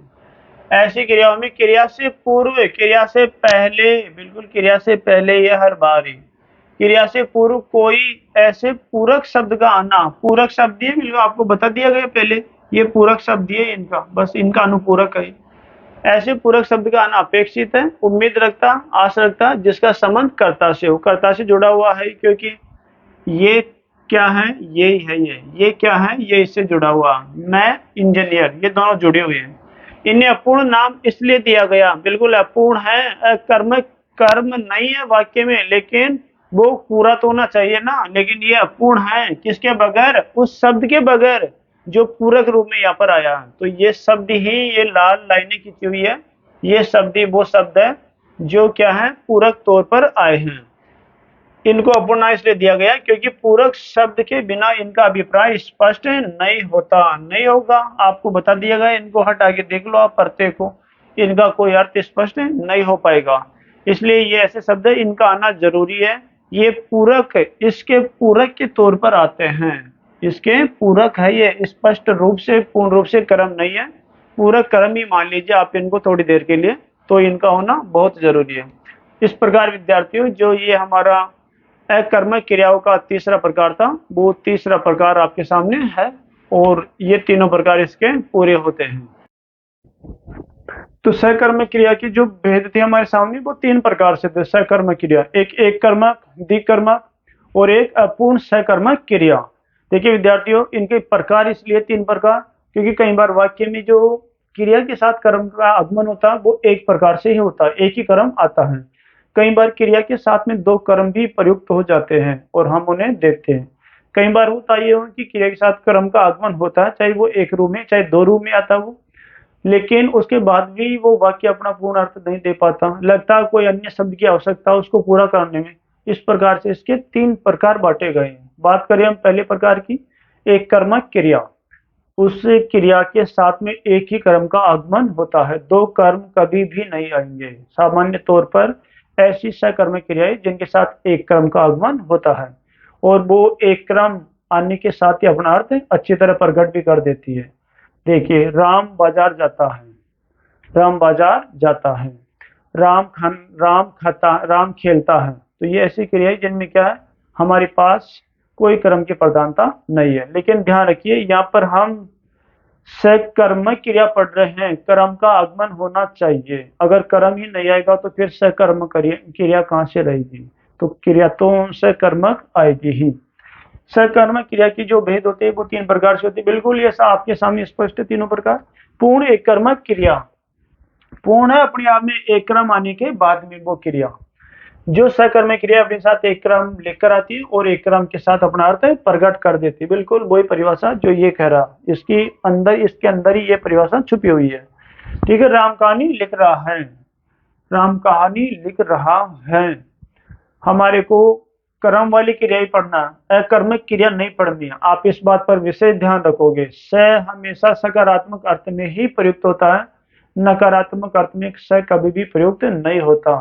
तो कर्म साथ में आएगा, इस बात का निश्चय हमें हो जाना चाहिए। राम कहानी लिख रहा है। क्रिया विद्यार्थियों आप देख के जान गए हो, लिखने की क्रिया यहाँ पर हो रही है। जो लिखने की क्रिया यहाँ पर हो रही है, तो क्या लिखने की क्रिया हो रही है? कहानी। ध्यान रखिए, जो लिखने का व्यापार है वो कहानी पर आधारित है। वो व्यापार किसका? कहानी का व्यापार है। वैसे ही कर्म है, दिख रहा वैसे ही हमारे को, वैसे ही समझ गए हैं इसको। तो इसके बाद आपको जो शब्द बता रखे आप उनका प्रयोग कर सकते हैं चाहे से। मतलब शब्द कौन से? आपके सामने शब्द थे, क्या, ये लिख रहे हैं यहाँ पर, ये आप देख सकते हो, ये यहाँ पर लिख रहे हैं ये शब्द। राम कहानी लिख रहा है, ठीक है। क्या लिख रहा है? इस क्रिया के साथ में हम इन प्रश्न सूचक शब्दों का प्रयोग करेंगे। अगर उत्तर मिलता है हमारे को तो निश्चित रूप से कर्म है, और जो उत्तर मिलेगा वही तो कर्म होगा। एक कर्म मिलता है मतलब एक उत्तर मिलता है, इनमें से कोई सा भी शब्द है, बस एक ही शब्द यहाँ पर प्रश्नवाचक शब्द के तौर पर निर्मित होता है, हमारे पास बनता है, तो एक कर्म ही होगा। मतलब इस क्रिया के साथ में इनमें से कोई एक शब्द सार्थक मैच खाता है तो एक कर्म की अनिवार्यता है, दो कर्म नहीं हो सकते। दो कर्म जब होंगे जब इनमें से कोई दो शब्द इस क्रिया के साथ में प्रश्न बनाए और हमारे को उत्तर दो बार मिल जाए, तो फिर दो कर्म हो जाएंगे। चाहे से इनमें से कोई से दो मिल जाए, कोई अनिवार्यता नहीं, प्रथम दो ही मिले या आखिरी दो ही मिले, कोई भी दो मिलो दो कर्म हो जाएंगे। अगर एक कर्म मिलता, कोई एक ही शब्द इस क्रिया के साथ सही समायोजन कर पाता, प्रयोग हो पाता और उसका अभिष्ट और सटीक उत्तर मिल पाता, तो एक कर्म की प्रधानता होगी। इसमें आप देख सकते हो, क्या खाता, क्या लिख रहा है, लिखने की क्रिया, तो क्या लिख रहा है, उत्तर मिल जाएगा कहानी। तो हमारे पास एक कर्म आ चुका, कहानी हमारे पास यहाँ पर कर्म है। किसे लिख रहा है, कोई उत्तर नहीं मिलेगा, क्योंकि ये शब्द इस क्रिया के साथ में सही प्रश्न नहीं बना पाता। किससे लिख रहा है, इसका कोई जवाब नहीं मिलेगा वाक्य में। किसको लिख रहा है, कोई जवाब नहीं मिलेगा। कहने का तात्पर्य सिर्फ एक ही शब्द ऐसा जो यहाँ पर इसका अभिष्ट उत्तर इसके साथ क्रिया के साथ मिलकर प्रश्न बना पाता और उसका उत्तर मिलता कहानी। बस क्या लिखता? कहानी। एक क्रम की प्रधानता। इनमें से दूसरा उदाहरण, रमा आम खाती है। देखिए ये बात की बातें, ये तो जब हमारे को नहीं समझ में आ रहा, नहीं पता चला, तो ये तो तरीका है, आप पहले यही पता कीजिए। आप रमा आम खाती है, खाने का जो व्यापार है वो आम है। विद्यार्थियों इस बात का ध्यान रखिए आप कि इस क्रिया को करने वाला कर्ता तो रमा है यहाँ पर, लेकिन ध्यान रखना इस क्रिया का जो व्यापार है, फैलाव है, इस क्रिया का जो लक्ष्य है वो आम पर है, आम के द्वारा संपन्न हो रही है ये क्रिया। आम का व्यापार यहाँ पर, इसका क्रिया का जो फल है वो आम पर पड़ता है, ना कि इस रमा पर पड़ता है। तो ये जो खाने की क्रिया है उसका व्यापार क्षेत्र आम से जुड़ा हुआ, उसका संबंध आम से है, ना कि उस रमा से है। रमा सिर्फ इस क्रिया को संपन्न करने वाला एक माध्यम है, साधन है, वो व्यक्ति है या लड़की है। तो यहाँ पर दूसरी तरफ हम प्रश्नवाचक शब्दों का प्रयोग क्रिया के साथ में कर सकते हैं। खाती है, क्या क्या खाती है, उत्तर मिल जाएगा आम। तो एक क्रिया हमारे सामने प्रयुक्त है। किसे खाती है, व्याकरण नियम के अनुसार ये सही नहीं बैठता, हम ऐसा नहीं कह सकते किसे खाती है, नहीं, क्या खाती है ये तो बैठता है, लेकिन किसे खाती है नहीं बैठता। नहीं, मैं इसके साथ नहीं मिला हो पाएगा। किससे खाती है, कोई उत्तर नहीं है। किसको खाती है, कोई सार्थक उत्तर नहीं है। तो ये सिर्फ इनमें से एक प्रश्नवाचक शब्द का प्रयोग क्रिया के साथ सही सफल संपन्न हो गया है, तो एक क्रम की प्रधानता है। देख लिया हमने, एक कर्मक क्रिया, एक कर्म ही है, इनमें दो कर्म नहीं है। अगर हम बात करते हैं इसके दूसरे प्रकार की, सकर्मक क्रिया के दूसरे प्रकार की, तो पूर्ण द्विकर्मक क्रिया। पूर्ण है, दो कर्म होने के साथ में, होने के बाद भी, कोई वाक्य में दो कर्म भी आ जाते हैं लेकिन फिर भी अर्थ पूर्ण है उनका, अच्छा सार्थक अर्थ है। वही बात है ये जो कह रही है, जो सकर्मक क्रिया अपने साथ दो कर्म लेकर आती है और दो कर्म के साथ अपना अर्थ प्रस्तुत कर देती है, प्रकट कर देती है। तुम मुझे कोई कहानी सुनाओ, ये आ गया यहाँ पर, आप देख सकते हो। तो मुझे कोई कहानी सुनाओ। क्रिया हमें वाक्य को पढ़कर पता चल जाएगी, सुनाने की क्रिया यहाँ पर हो रही है। ठीक है, तो मुझे कोई कहानी सुनाओ। देखो ये सुनाना सुनाना या जो सुनाने की क्रिया है, इसका व्यापार कहानी से जुड़ा हुआ है। और मुझे, तुम मुझे कोई कहानी सुनाओ, और जिसको सुनाना उससे जुड़ा हुआ है। देखो वाक्य, सबसे पहले आप इस बात का पता कर लो पहले, क्योंकि ये दो सर्वनाम शब्द हैं और ये पुरुषवाचक सर्वनाम के उदाहरण हैं। पुरुषवाचक सर्वनाम में तुम, मध्यम पुरुष, उत्तम, मध्यम, अन्य, तीन प्रकार का होता है पुरुषवाचक सर्वनाम, जिसमें तुम मतलब सुनने वाला, सामने वाला मतलब मध्यम पुरुष का। उत्तम में तो बोलने वाला ही जाता, वक्ता जिसको हम बोलते हैं, जो कह रहा, जैसे मैं, हम, हमें, हमारा, मेरा, मेरी, मुझको। मध्य में तुम, तुम्हारा, तुम्हें, आप, आपकी, आपको वगैरह जो भी शब्द आ जाते हैं। अन्य में वो जो है नहीं हमारे बीच में हम बात करें, वह, वो, वे, उसका, उसकी, उसे, ऐसे शब्द आते हैं। तो ये तुम मतलब सुन रहा सामने वाला, मध्यम पुरुष का, मुझे उत्तम पुरुष का, ये दो सर्वनाम शब्द हमारे सामने आ गए हैं। तो इनमें से पहले अच्छे से हम इस बात को स्पष्ट हो जाना चाहिए, सुनाने का काम कौन कर रहा है, कौन सुनाएगा कहानी। तुम मुझे कोई कहानी सुनाओ, मतलब ये सुनाएगा विद्यार्थियों तुम, किसी को कहा गया लक्ष्य करके कि तुम मुझे कहानी सुनाओ, ये सुनाएगा, ये वाक्य का कर्ता है, या लिख दिया गया ये वाक्य का कर्ता है, ध्यान रखना। तो अब ध्यान रखिए, यहाँ पर कहानी सुनाओ, सुनाने का जो व्यापार स्थल है वो कहानी का है, इसको करना है, ये कर्म है इसका, सुनाने का। सुनाना तो क्रिया है हमारी, लेकिन इस क्रिया का जो लगाव है, जो जुड़ाव है, जो व्यापार कहानी, कहानी से जुड़ा हुआ है। और ये दूसरा मुझे, मुझे भाई, इनका लक्ष्य, सुनाने का लक्ष्य इनका है, इनको, इनको सुनाना है। और क्या सुनाना, ये सुनाना है, ये व्यापार है, ये इनका आपसी धंधा है जो ये करेंगे। और किसके, मुझे, ये इनका लक्ष्य है, इसको भी सुनाना है। तो ध्यान रखिए विद्यार्थियों, ये दो हमारे पास जो है वो हमें कर्म की ओर लेकर जाते हैं। ये तो वाक्य को, इस क्रिया को संपन्न करने वाला है तुम, तो इसका तो हमारे को कुछ लेना ही नहीं है, क्योंकि कर्ता का हमारे पास कोई प्रयोग नहीं है। क्या लिखा हुआ, सकर्मक क्रिया, कर्म की ही प्रधानता है, ना कि कर्ता की प्रधानता है यहाँ पर। तो अभी अकर्मक होता तो इसको हम यहाँ पर इस पर ध्यान देते, लेकिन अकर्मक हम पढ़ ही नहीं रहे, हम तो सकर्मक पढ़ रहे। तो सुनाओ क्रिया का व्यापार स्थल इनसे जुड़ा हुआ है, ध्यान रखना, दो लोगों से जुड़ा हुआ, दो चीजों से। चलिए हम इनकी ओर आ जाते हैं, आगे देखते हैं। मैं इसको मिटा देता हूँ थोड़ा।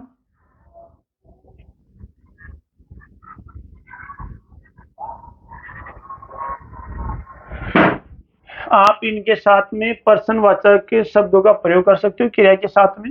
सुनाओ, सुनाने क्रिया, क्या सुनाओ, तो उत्तर मिलेगा कहानी, ये कहानी सुनाओ, उत्तर मिल गया। ठीक है, एक कर्म, किसे सुनाओ, किसे, मुझे, तो ये मुझे शब्द बिल्कुल दूसरे रूप में क्रम के तौर पर हमारे पास आ गया।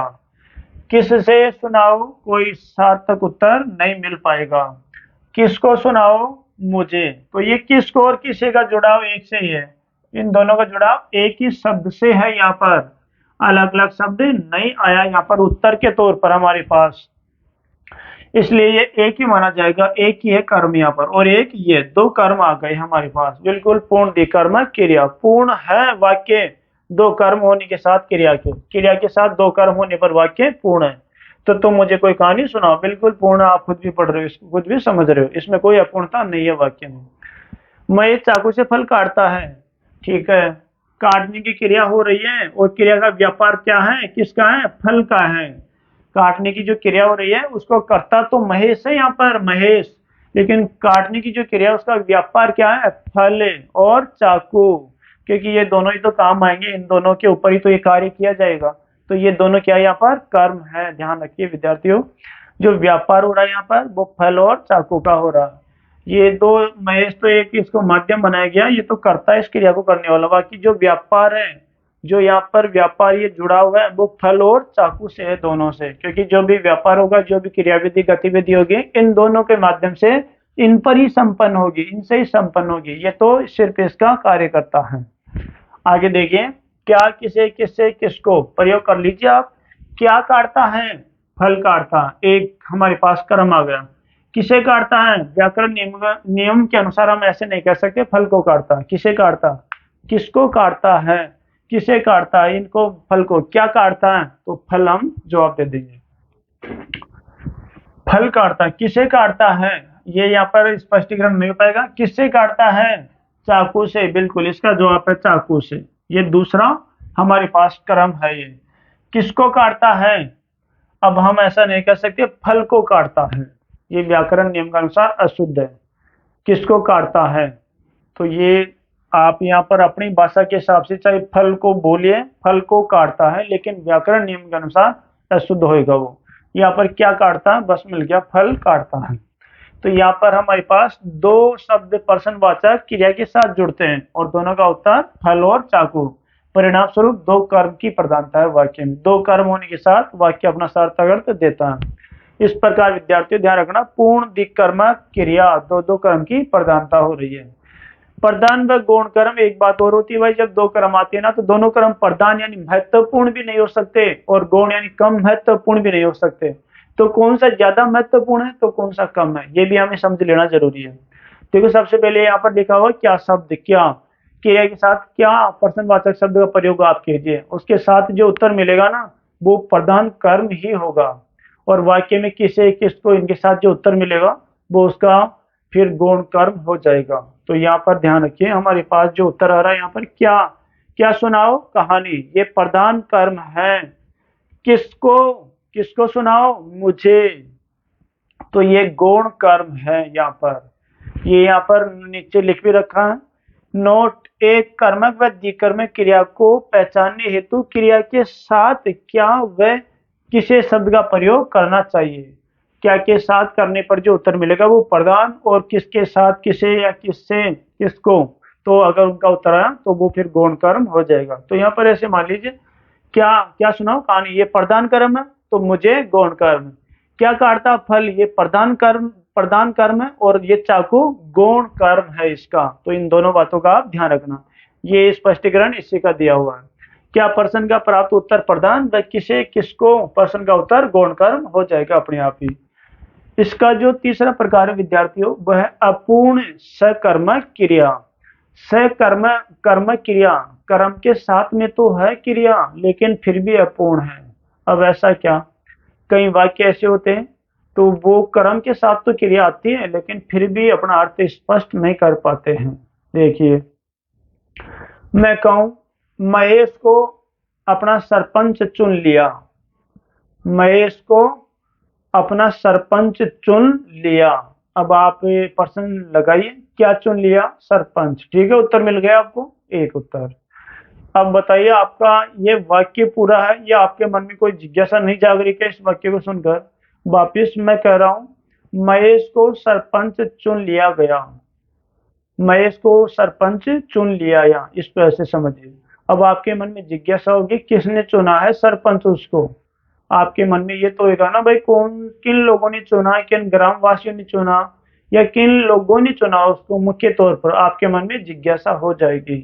तो वो यही है यहाँ पर अपूर्ण सकर्मक क्रिया। सरपंच कर्म हमारे पास आ गया था, क्या चुना, सरपंच, कर्म आ गया था हमारे पास लेकिन फिर भी अपूर्ण है क्योंकि हमारे मन की जिज्ञासा नहीं, भाई किन लोगों ने चुना उसको, उस बात का भी आता।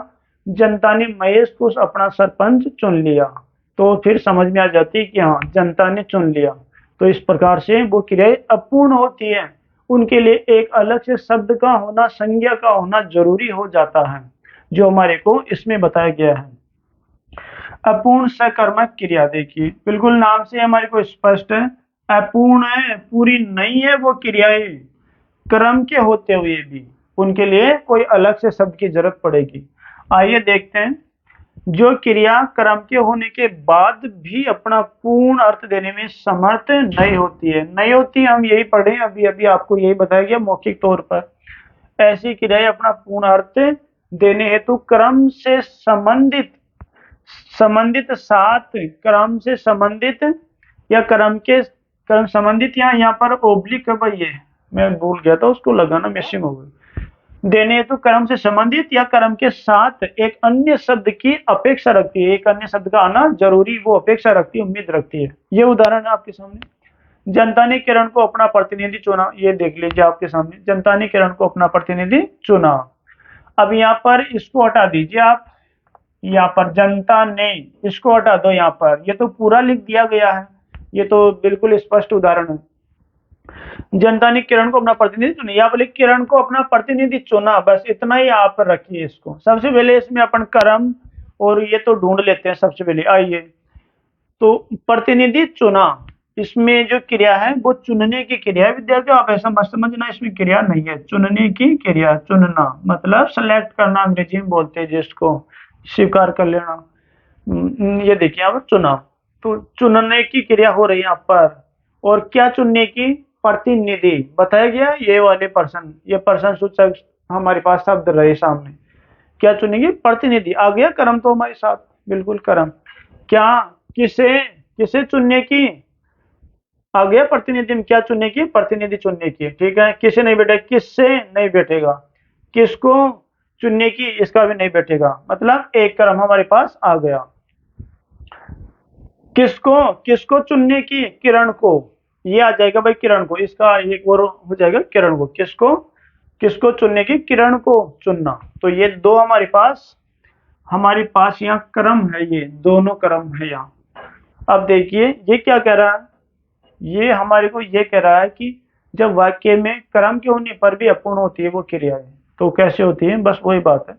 किरण को अपना प्रतिनिधि चुना, इसको हटा दो आप इधर को, ये पूरा लिख दिया गया है ऐसा, ये तो सही सटीक है। तो इसको हटा देते हैं अपन उधर क्यों। अब पढ़िए आप, किरण को अपना प्रतिनिधि चुना। बस अब आपके मन में क्या जिज्ञासा नहीं जाएगी, किसको, किसने चुना है किरण को अपना प्रतिनिधि? तो वहां पर हमारे मन में जिज्ञासा जागेगी। लेकिन यहाँ पर फिर कर्म है दो दो, लेकिन फिर भी हमारे मन में जिज्ञासा जाग रही है, इसलिए हमारे को एक अन्य संज्ञा शब्द की जरूरत पड़ेगी इस जिज्ञासा को शांत करने के लिए। तो फिर हम जोड़ेंगे जनता ने। जनता ने किरण को अपना प्रतिनिधि चुना। इस प्रकार से क्रियाएं अपूर्ण होती है अपने आप में, किसके? एक अन्य शब्द के बगैर, जबकि दो दो कर्म आ रहे हैं यहाँ पर, जबकि अपूर्ण होने का काम ही नहीं होना चाहिए, लेकिन अपूर्ण है। वह पवन को बुद्धिमान समझता है। वह पवन को क्या समझता है? बुद्धिमान। किसको? आया होगा यहाँ पर किसको, ये रहा किसको, किसको? पवन को। दो दो कर्म है हमारे सामने यहाँ पर, ये दो दो कर्म हमारे सामने दिए गए हैं, लेकिन फिर भी ये वाक्य अपने आप में अधूरा ही रह गया, इसको एक अन्य शब्द की जरूरत है। ये वह को हटा दो आप, वह को। पवन को बुद्धिमान समझता है, समझ में नहीं आया किसको कौन समझता है पवन को बुद्धिमान? तब हमारे को जरूरत पड़ेगी वह शब्द लगाने की। अगर वह शब्द नहीं आएगा तो हमारी जो जिज्ञासा है, हमारी जो मन की इच्छा है वो पूरी नहीं हो पाएगी। हम नहीं समझ पाएंगे कि पवन को कौन समझता है बुद्धिमान। इसीलिए तो इनका नाम रखा अपूर्ण है, सकर्मक होते हुए भी, सकर्मक होते हुए भी अपूर्ण अपने आप में, जब तक अन्य शब्द की जरूरत, अन्य शब्द नहीं आएगा उनके साथ में। ये कह रहा विद्यार्थियों, जो क्रियाक्रम के होने के बाद भी अपना पूर्ण अर्थ देने में असमर्थ, देने में समर्थ नहीं होती, समर्थ लिख दिया, समर्थ नहीं होती, नहीं होती, बिल्कुल नहीं हो रही, यहाँ पर अपना अर्थ देने में समर्थ हो ही नहीं रही है। इनके साथ तो अन्य शब्द लगाना पड़ रहा है, ये वाला जो मैंने यहाँ गोला कर दिया, ये शब्द लगाना पड़ रहा, तब जाके ये अपना पूर्ण अर्थ दे पा रहे। नहीं, इनको हटा दो आप, इनको यहाँ तक हटा दो, ये नहीं तो चली जाएगा, इनको आप पढ़ो आप इनको, तो आपके मन में जिज्ञासा हो जाएगी कि किसने, कौन बुद्धिमान समझता है पवन को और किरण को किसने अपना प्रतिनिधि चुना। नहीं, आपकी जिज्ञासा ही शांत नहीं हो पाएगी। ऐसी क्रिया अपना पूर्ण अर्थ देने हेतु क्रम से संबंधित या क्रम के साथ एक अन्य शब्द की अपेक्षा रखती है। ये अन्य शब्द, ये जनता, वह है, ये दोनों, तो इनकी जरूरत पड़ेगी ही, इनके बगैर उसका अस्तित्व नहीं हो पाएगा इनका अर्थ। ठीक है विद्यार्थियों, ये उसी का था कर्म को पहचानने का एक कर्मक है द्विकर्मक, जो हम अभी आपको बीच में बताया गया था कि इन प्रश्नों का प्रयोग करके देखिए। अगर इनमें से कोई एक जवाब आपके सामने आता है तो समझ जाइए एक कर्मक क्रिया, दो जवाब आ जाते हैं समझ जाइए द्विकर्मक क्रिया का प्रयोग किया गया है। इस प्रकार से हम इनकी पहचान कर सकते हैं। तो ये सकर्मक क्रिया, इसके भेद थे वो तीन प्रकार के थे, वो हमारे पूरे हो जाते हैं। तीन प्रकार एक बार मैं वापस इसको आपको, आप एक बार वापस इस पर नजर डालिए। पूर्ण एक कर्मक क्रिया, बिल्कुल ये नाम से ही पता हमारे, पूर्ण एक कर्मक क्रिया, पूर्ण द्विकर्मक क्रिया और अपूर्ण सकर्मक क्रिया। अपूर्ण जो कर्म के होने के साथ में है।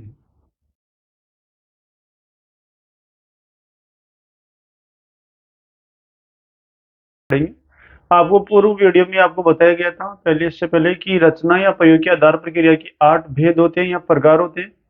तो ये 8 भेद या प्रकार आपके सामने यहाँ पर भी लिख रखे हैं, सामने आप देख सकते हो इनको। क्रम के आधार पर हम क्रिया के भेद इससे पहले वाले वीडियो में पढ़ चुके हैं कि किस प्रकार से क्रम के आधार पर सकर्मक अकर्मक क्रियाएं होती है, फिर एक कर्मक द्विकर्मक और उसी प्रकार से अन्य क्रियाएं होती है। आज इस वीडियो में हम पढ़ने वाले हैं।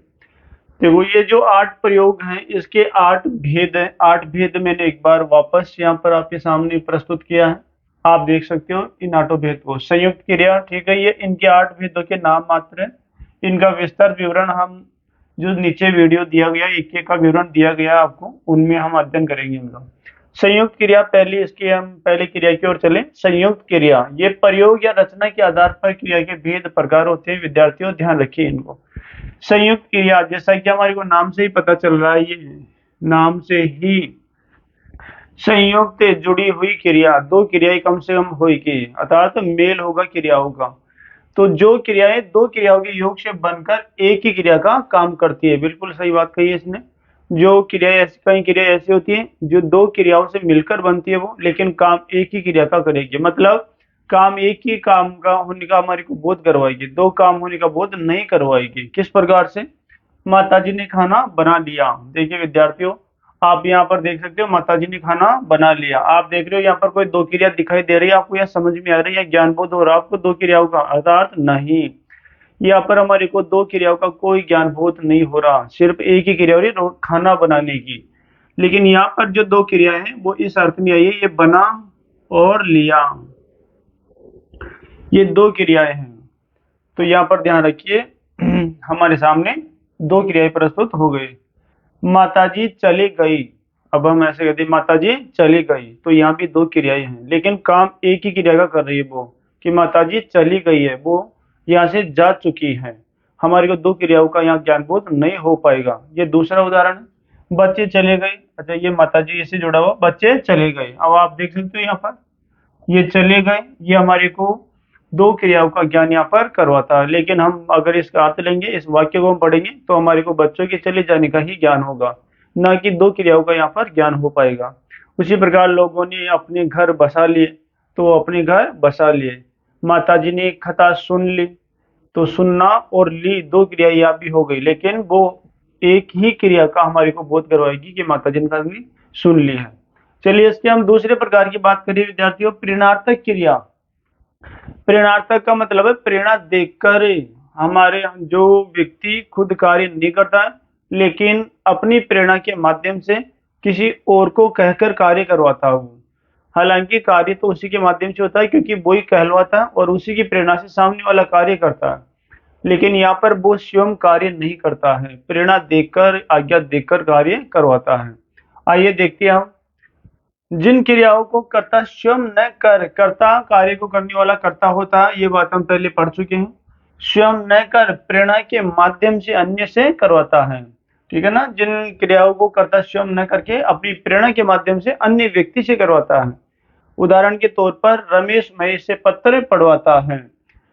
पढ़ने का कार्य तो कौन कर रहा है? महेश कर रहा है, लेकिन प्रेरणा से, रमेश की प्रेरणा से कर रहा है। रमेश महेश से पत्र पढ़वाता है, रमेश की प्रेरणा से कर रहा महेश। ध्यान रखिए विद्यार्थी इसको, तो रमेश कार्य नहीं करके महेश से कार्य करवाता है यहाँ पर, इसीलिए प्रेरणार्थक क्रियाएं हैं।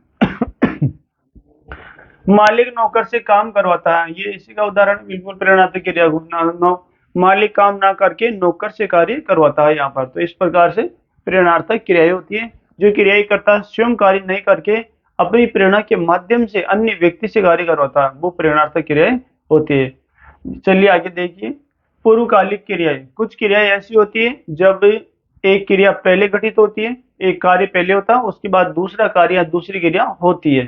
तो ध्यान रखिए विद्यार्थियों, ऐसे दो क्रियाएं आती है कम से कम, तो एक पहले घटित होती है और एक बाद में घटित होती है। देखिए जब किसी वाक्य में दो क्रियाएं प्रयुक्त हो, उनमें एक क्रिया दूसरी क्रिया से पहले संपन्न होती है, बस यही कहा। पूर्व यानी पहले, कालिक यानी पहले काल में, समय में घटित होती है कोई एक क्रिया, फिर एक क्रिया उसके बाद में घटित हो जाएगी। श्याम खाना खाकर सो गया। श्याम खाना खाकर सो गया। देखिए विद्यार्थियों, खाना खाकर, पहले उसने खाना खाया और फिर बाद में सोया, उसने सो गया वो। तो एक क्रिया पहले हुई है खाने की, उसके बाद में सोने की क्रिया तत्पश्चात उसी के तदुपरांत हो जाती है। आगे देखिए, बालक पढ़कर चले गए। पहले बालक पढ़े हैं, उसके बाद चले गए वो। तो ये हमारे सामने ऐसे उदाहरण हैं जो पहले एक क्रिया संपन्न होती है, उसके बाद ही दूसरी क्रिया संपन्न होएगी। तो विद्यार्थियों ध्यान रखिए। नाम धातु क्रिया 4 नंबर पर हम इसकी बात करें। नाम धातु, ये क्रियाएं वो होती है जो क्रियाएं संज्ञा शब्दों से, सर्वनाम शब्दों से, विशेषण शब्दों से मिलकर बनती है। नाम धातु क्रिया में आपको मैं बता देना चाहूंगा, धातु के नाम अर्थात संज्ञा, सर्वनाम, विशेषण शब्दों से मिलकर ये क्रियाएं बनती है। कैसे बनेगी? जैसे हमारे पास शब्द अभी जैसे शर्म, शर्म से शर्माना शब्द बन जाएगा, ठीक है। इसी प्रकार से हमारे पास से शब्द है लज्जा, तो हमारे पास शब्द बन जाएगा लजाना उससे। उसी प्रकार से ये आपके सामने जो दे रखे हैं ये सारे इसी के उदाहरण हैं। बात से बतियाना, गुस्सा से गुस्साना, शर्म से शर्माना, ला से लजाना, झूठ से झुठलाना, ये ऐसे शब्द है, ध्यान रखिए विद्यार्थियों, जो संज्ञा, सर्वनाम, विशेषण शब्दों से मिलकर इनसे क्रियाएं बनती है। देखो ये बतियाना, बातें करना हो गया बतियाना। हम कहते हैं ना आप क्या बतिया रहे हो इतनी देर से, तो बतियाना ये भी तो क्रिया है, ये भी तो कार्य किया जा रहा है, बातें करने का ही कार्य किया जा रहा है, लेकिन किया तो जा रहा है ना। शर्माना, शर्म आने का कार्य है वो, अर्थात कोई क्रिया तो है और वो शर्माने की क्रिया है। तो इनके मूल में ये शब्द है संज्ञा, सर्वनाम, विशेषण। शर्म, लाज, झूठ, बात, ये उदाहरण देख लीजिए आप इधर। सीता बहुत बतियाती है, बिल्कुल देखो विद्यार्थियों, ये क्रिया ऐसी है जो संज्ञा, सर्वनाम, विशेषण शब्दों से मिलकर बनती है। ये बात से बना है, इसमें मूल शब्द बात है।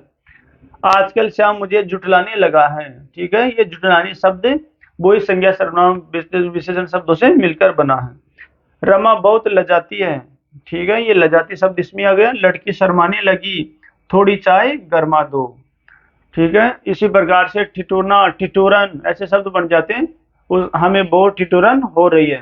तो ऐसे शब्द हैं जो संज्ञा, सर्वनाम, विशेषण शब्दों का प्रयोग कर क्रिया सूचक शब्दों का निर्माण कर देते हैं। तो ये हमारे पास जो 4 प्रकार थे, इसके 4 प्रकार होते हैं। इसके बाद जो अगला प्रकार है वो अगला प्रकार 5वां नंबर का है। और 5वें नंबर में, तो 5वें प्रकार की हम बात करें इसकी, तो सहजातीय क्रियाओं, सहजातीय क्रियाओं से हमारा जो 5वां प्रकार है वो जुड़ा हुआ है। देखिए सहजातीय क्रियाएं, सहजातीय क्रियाएं कौन सी होती है विद्यार्थियों? सहजातीय क्रियाएं वे होती है जिनमें सहजातीय समान स्तर, समान लेवल की चीजें होनी चाहिए। स यानी स आपको पहले वाले वीडियो में मैं बताया था, स हमेशा सकारात्मक अर्थ में प्रयोग होता, स परिवार, स पत्नी के, स सम्मान, तो ये स ही लगा यहाँ पर, ये उपसर्ग के तौर पर स प्रयोग किया गया यहाँ पर। तो ये सहजातीय समान स्तर की कोई चीजें होगी, इसमें समान लेवल, समान बराबरी की वे क्रियाएं जिनमें कर्म तथा क्रिया एक ही धातु से मिलकर बनी होती है। समझ गए विद्यार्थियों? वे ऐसी क्रियाएं होती है सहजातीय क्रियाएं जिनमें कर्म और क्रिया दोनों समान धातु से मिलकर ही बनती है, वो ही सहजातीय क्रियाएं कहलाएगी। आप देख सकते हो उदाहरण है, भारत ने अनेक लड़ाइयां लड़ी। तो यहाँ पर ये लड़ाइयां शब्द वाक्य का कर्म है, ये इस क्रिया का कर्म है। ये लड़ना ये क्रिया है इसकी। तो ध्यान रखिए, दोनों लड़े और लड़, इसमें भी मूल शब्द धातु तो लड़ी है ना, लड़ाइयां और लड़ी में, तो ये दोनों कर्म और क्रिया दोनों एक ही धातु से मिलकर बनी है। ध्यान रखना, एक ही शब्द से बनी है। सभी ने अच्छा खेल खेला, बिल्कुल खेल हमारे पास क्रम है, ये क्रम क्रिया का, और ये खेलना ये क्रिया है इसकी, इस क्रिया का क्रम खेल है। इस प्रकार से हम देखते हैं सहजातीय क्रियाओं में ऐसी क्रियाएं आती है जो क्रम और क्रिया दोनों समान धातु से मिलकर बनती है। जैसे मोहन को बहुत मार मारी गई, ऐसे, तो दोनों शब्द मार शब्द से ही बने हुए हैं हमारे पास में। तो इस प्रकार से और भी अतिरिक्त जो शब्द है उदाहरण इसी के अंतर्गत आते हैं। अगला वाला प्रकार है अनुकरणात्मक क्रियाएं। अनुकरणात्मक का मतलब है नकल करना, अनुकरण करना। इसमें क्या होता है, किसी वास्तविक या काल्पनिक ध्वनि के अनुकरण से हमारे द्वारा जिन क्रियाओं का निर्माण कर लिया जाता है। कोई वास्तविक या काल्पनिक ध्वनि होती है, उनके द्वारा हमारे दिमाग में ऐसे कुछ शब्दों का संग्रह कर लिया जाता है, या हम ऐसे शब्द बोलने लगते हैं, वो हमारे गढ़न के हिसाब से होती है, हम खुद गढ़ लेते हैं उनको। जैसे हम कहते हैं आप क्या बड़बड़ा रहे हो। अब ये बड़बड़ाना शब्द कोई हिंदी व्याकरण शब्दकोश का शब्द नहीं है विद्यार्थियों, ये हमारे द्वारा किसी दृश्य को देखकर, किसी परिस्थिति को देखकर, कोई कल्पना करके, कुछ सुनकर हमारे दिमाग के अनुसार हमने ही गढ़ लिया उसको। तो इसके अंतर्गत ऐसे शब्दों का, ऐसी क्रियाओं का समावेश होता है। अनुकरणात्मक, हम अनुकरण नकल करके, दूसरों को देखकर, दूसरों की नकल करके, परिस्थितियों को देखकर, कई दृश्यों को देखकर हम कुछ शब्दों का निर्माण हमारे विवेक, हमारे दिमाग से कर देते हैं और हम बोलने लगते हैं उनको, जबकि वो हिंदी व्याकरण कोश के शब्द नहीं होते हैं। उसी प्रकार से हमारे पास बहुत सारे शब्द हैं। ये आप देख रहे हो, खटखट से खटखटाना शब्द बन जाता है। तो ये खटखटाना हमारा कोई हिंदी का शब्दकोश का शब्द नहीं है, लेकिन हमने बना दिया है इसको। थपथपाना, सनसनाना, बड़बड़ाना, फुसफुसाना, थरथराना, मिमियाना, इसी प्रकार से ये शब्द, बहुत सारे शब्द ऐसे हैं जो हमने हमारे विवेक से गढ़ लिए। स्थितियों को, परिस्थितियों को, वातावरण को सुनकर, देखकर, कई बातों को सीखकर हमने हमारे हिसाब से ही इनको बना लिया और हम हमारे हिसाब से इनको प्रयोग करते हैं। लेकिन ये हिंदी भाषा में प्रचलित है, ये शब्द चला करते हैं। देखो आगे, अनुकरणात्मक क्रियाएं बहुत हो गई। उदाहरण हो गया इसका सामान्य क्रिया। सामान्य क्रिया क्या होती है विद्यार्थियों? सामान्य क्रिया वो होती है जिसमें सिर्फ जब किसी वाक्य में एक ही क्रिया का प्रयोग किया जाता है, किया जाए, बिल्कुल, जिसमें सिर्फ एक ही क्रिया का प्रयोग हुई, वो सामान्य क्रिया होती है। नाम से ही हमारे को सहज जिसका ज्ञान हो रहा है, स्पष्ट बोध हो रहा है, सामान्य क्रिया। बालक सोता है, रचना पड़ती है, फूल खिलते हैं। यहाँ पर हम देख रहे हैं, यहाँ पर ऐसा तो आया नहीं, बालक सो गए हो जाता तो सामान्य क्रिया में नहीं आता, फिर वो पहले वाली जो क्रियाएं पढ़ चुके हैं उनमें चला जाता। यहाँ पर रचना पड़ती है, ये रचना पड़ती है, ये भी देखिए एक ही क्रिया, फूल खिलते हैं। तो उक्त तीनों उदाहरणों में आप देख रहे हो, यहाँ पर एक ही क्रिया का ज्ञान बोध हमारे को करवाया गया है और यहाँ पर एक ही क्रिया हो रही है, तो ये सामान्य क्रिया कहलाएगी। ध्यान है, सामान्य, उसका नाम ही सामान्य है पहले। उदाहरण, सहायक क्रिया। सहायक क्रिया मुख्य क्रिया के बाद में जो क्रिया प्रयुक्त होती है वो सहायक क्रिया होती है। अंग्रेजी में जिसे हम हेल्पिंग वर्ब बोलते हैं।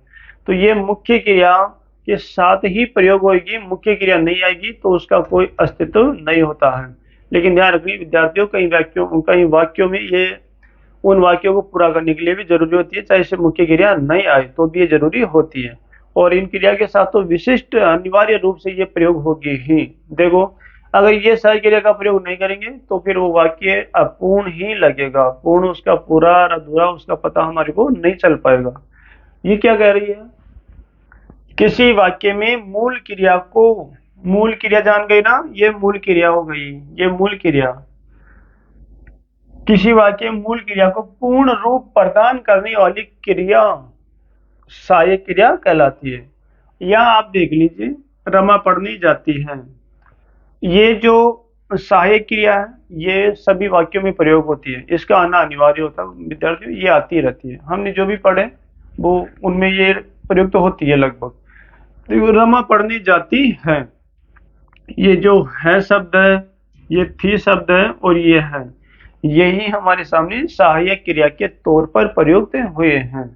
तो आप खुद ही इनको हटा के देख लीजिए। रमा पढ़ने जाती, अब जाती थी या जाती है या जाएगी, हमारे को कोई आभास ही नहीं हो रहा, समय ज्ञान हमारे को हो नहीं रहा, इसलिए ये क्रियाएं अपूर्ण मानी जाएगी, फिर पूर्ण नहीं होगी इनके बगैर। शिला घूमने जाती है या थी, अब ये नहीं पता चल पाएगा अगर हमने इसको हटा दिया तो। बालक पढ़ रहा था या है, अब नहीं पता चल पाएगा हमारे को, इसलिए इन सहायक क्रिया का होना अति आवश्यक है। अगर हमारे को वाक्य पूरा करना है, उसका पूर्ण अर्थ हमारे को ग्रहण करना है, तो सहायक क्रिया का आना अति आवश्यक है। इनके बगैर हम समय की या फिर उस क्रिया की गणना नहीं कर पाएंगे कि वो पूर्ण हो गई या अपूर्ण है, वो हमें उसका ज्ञान नहीं हो पाएगा।